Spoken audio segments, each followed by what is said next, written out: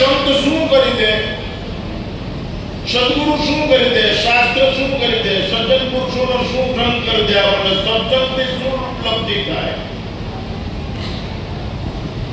સંત એક જ કામ કરે, સત્યમાં વિશ્વાસ પેદા કરે. મનુષ્યના જીવનમાં સત્યમાં વિશ્વાસ પેદા કરે. તમે ભગવાનનું ભજન કરશો તો ભગવાન તમારું ભજન કરશે. બાકી પૈસા ભેગા કરશો તો પૈસાનું ભજન તમે કરશો તો પૈસા તમારું ભજન નહીં કરે. યાદ રાખજો. ફ્રીજ વસાવશો, બંગલો વસાવશો, સોનું વસાવશો, એનો કોઈનો વિરોધી નથી. ભૌતિકતાનો વિરોધી નથી, પણ દિવ્યતા વગરની ભવ્યતા અભિશાપ છે. પાયા વગરની ઇમારત જેવી છે. એટલા માટે તમે જે ભેગું કરો એ તમારું ભલું કરે એમ છે. સંત મનુષ્યના જીવનમાં સત્ય પ્રત્યે, સદગુરુ પ્રત્યે, ધર્મ પ્રત્યે વિશ્વાસ પેદા કરાવે છે. શ્વાસને વ્યર્થ જતો અટકાવે છે. દમ કદમ મનુષ્યના જીવનની અંદર ઉપયોગ, જેથી ભવરોગ મટી જાય. આપણે આપણા જીવનનો ઉપયોગ કરી શકતા નથી. એટલું બધું લક્ષ્ય ઊંચું જોઈએ કે બેકાર સમય બગડે નહીં, બેકાર વાતો સાંભળીને આપણે જીવન પ્રસાદ થઈ જાય, બરબાદ ન થાય, આબાદ થઈ જાય. એકવાર એવો સાથ પડી જાય કે મારું જીવન પ્રસાદ છે, તો પછી એમ બોલી શકાય, રામ કાજ કે મન મોહ કા વિશ્રામ. જીવન પ્રસાદ થઈ જવો જોઈએ. મારા હાથ, મારા પગ, મારી કર્મેન્દ્રિયો, મારું જ્ઞાનેન્દ્રિયો, મારું અંતકરણ, આ બધું છે ભગવાન કાર્ય માટે કામ કરે. આ શરીર છે સાધન છે, સાધના માટે, આરાધના માટે, સાધ્યની પ્રાપ્તિ માટે મળેલું છે, ભોગ ભોગવવા માટે નહીં. ભલે તમે ગ્રસ્તાશ્રમમાં શાસ્ત્રની મર્યાદાનું પાલન કરીને યોગ કેળવી શકાય, ઉપયોગ કરી શકો સાધનનો. આ હાથથી સત્કર્મ કરો, પક્ષી એવી ગતિ કરો, તમારી પ્રગતિશીલ થાય, હેતુશીલ થાય. કાનથી ભગવાનના ગુણગાનનું શ્રવણ કરો. આંખની અંદર તડપણ એવી જોઈએ, પ્યાસ હોવી જોઈએ, હરિદર્શન કી પ્યાસી. પેટમાં પ્રસાદ અને જવાનો, ટૂંકમાં જીવન આખું પ્રસાદ બનાવી દો. પણ સદગુરુનો સાથ સંભળાય અને એ પ્રમાણે આચરણ થાય તો એ બને. એટલા માટે સંત એક જ કામ કરે, શરીરનો ઉપયોગ કરતા શીખડાવે, ઉપભોગને. આજ આપણે ઉપભોગ કરી છે. રામાનંદ સરસ્વતીજી ની તમે જય બોલો તો એના વિશે કેટલી પાલખીના ખાખરિયા મંડળ, દત્ત મંડળ બધું કર્યું. તમે આમાંથી લીધું શું? જય બોલાવથી કલ્યાણ ન થઈ જાય. એની માનવીયતાનો ખ્યાલ હોવો જોઈએ. એ કેવું જીવા, એમાંથી આપણે કઈ ગ્રહણ કર્યું કે રામ રામ બોલતા હતા, સતત સત્કર્મ કરતા હતા. એટલી જે ઉંમરે તે થાકી જાય તોય કામ કરતા, સેવા કરતા. તમે કલ્પના કરો, એ ભદ્રતો મંડળ પૂરતા હતા, એ સેવા યજ્ઞ કરતા હતા. તમે એમાંથી શું લીધું? દમ કદમ ઈશ્વર તરફ જવાય, જીવનનો ઉપયોગ થાય. નાચતા શીખડાયું, ઉઠતા શીખડાયું, ગાતા શીખડાયું, ખાતા શીખડાયું, હસતા શીખડાયું, સત્કર્મ અને ભગવાન માટે રોતા શીખડાયું. એમાંથી કઈ એક પ્રકારની રીત સ્વીકારી? રામાનંદ સરસ્વતીને જીવતા રાખવા જો અંદરથી સદગુણ અને સદાચારયુક્ત જીવન જીવવું જોઈએ.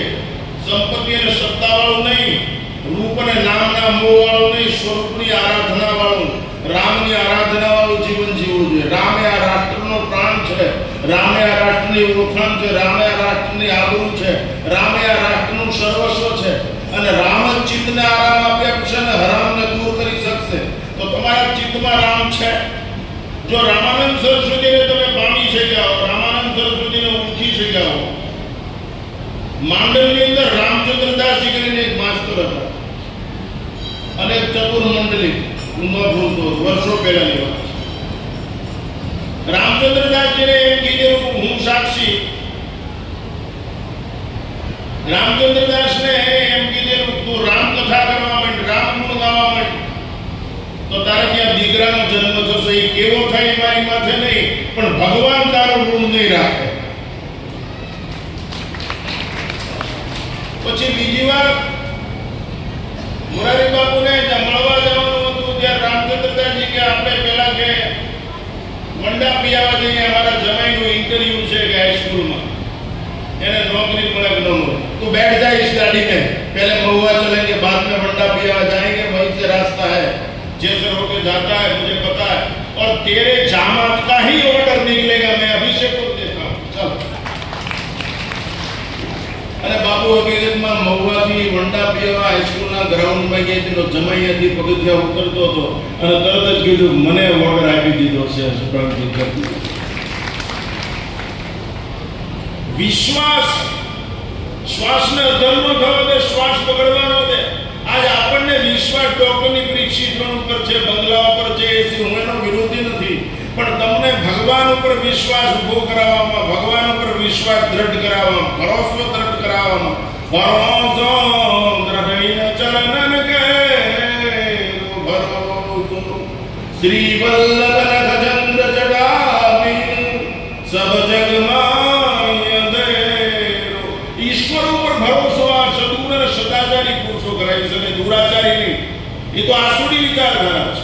એક વાર સદગુણ અને સદાચારી યુક્ત જીવન થઈ ગયું, સાધનનો સદુપયોગ થઈ ગયો, કર્મેન્દ્રિયો જ્ઞાનેન્દ્રિયો અને અંતકરણ ચતુષ્ટય સત્પથગામી બની ગયા તો જગતમાં બંધનો ફંદ હશે જ નહીં. આનંદ ગંધની અનુભૂતિ હશે, ક્યાંય પર્યાવરણની અંદર અશુદ્ધિ નહીં હોય.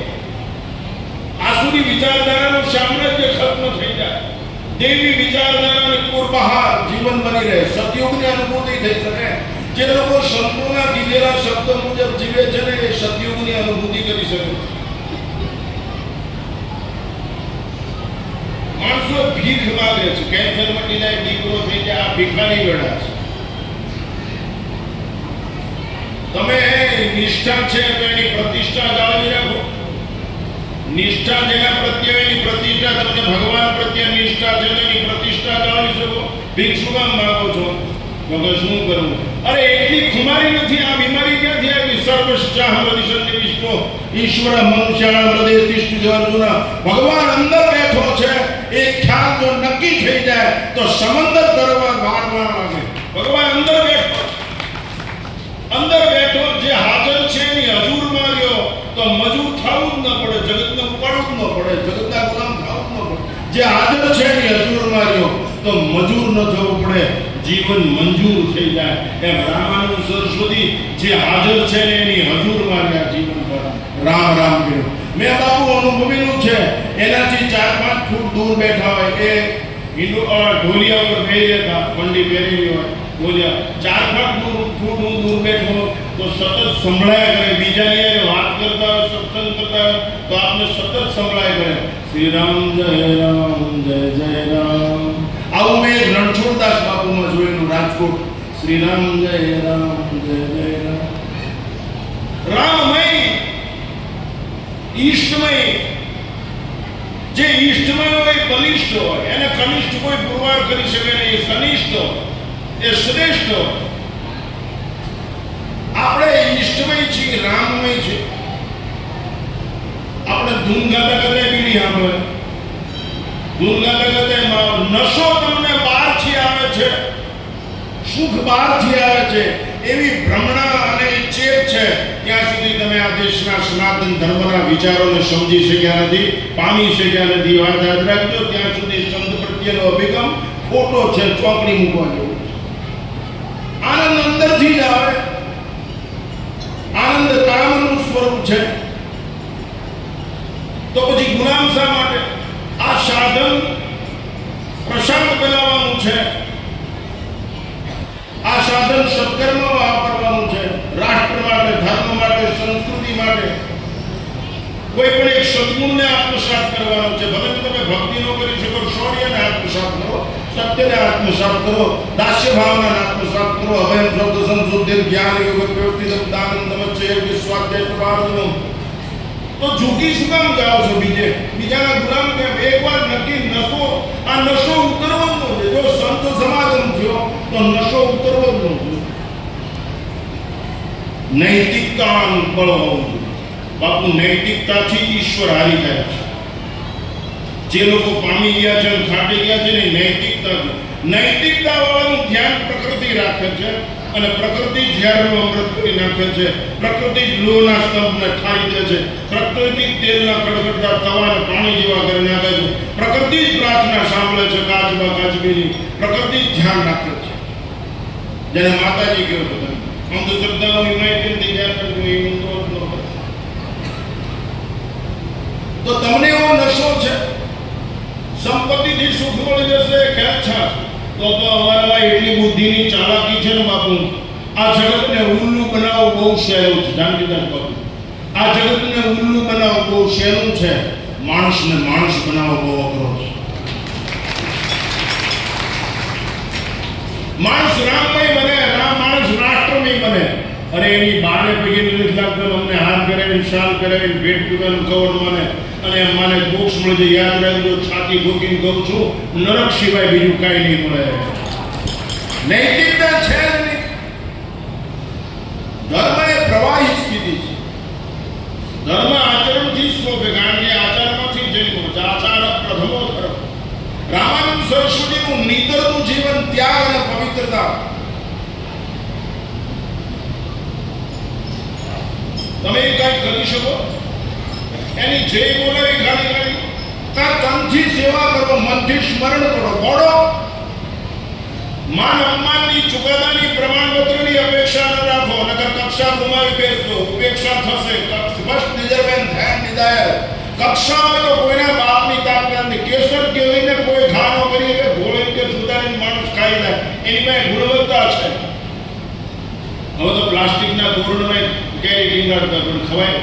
અમને કેટલી મોટું તેડવા આવે છે, દ્રાક્ષ ટીંગાડતી હોય બાપુ. 1100 એનું ફરાળ થાય, કારણ કે પ્લાસ્ટિકની છે, નામ અને રૂપ બરાબર છે, પણ એનામાં ગુણ નથી. એમાં ઘણા રામાનંદ સરસ્વતીની જય બોલવાવાળા છે, પણ એ પ્લાસ્ટિકની દ્રાક્ષ જેવા છે, એમાં ગુણ નથી. ગુણ હોવા જોઈએ. આ 108 વર્ષનો બુઢો હજી જીવે છે, રામમય છે. રામ કોઈ દિવસ મરતો નથી, તો રામના ભક્તો પણ કોઈ દિવસ મરતા નથી. સત્કર્મ સ્વયમેવાસ્તિસ્તુ. રામાનંદ સરસ્વતી હયાત જ છે. એના સત્કર્મથી, એના સદગુણથી, એના સદાચારથી, એના જીવનની ખુશ્બુથી કળી પુષ્પ બની ખીલે, મહેક પ્રસરે.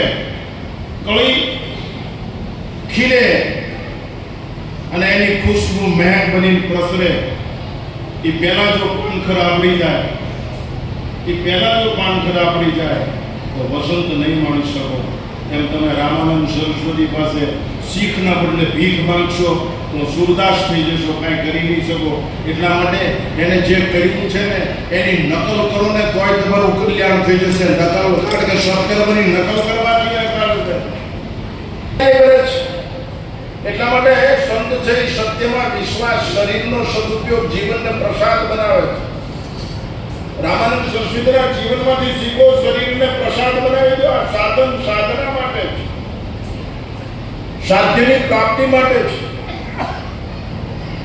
તો તમે કરો.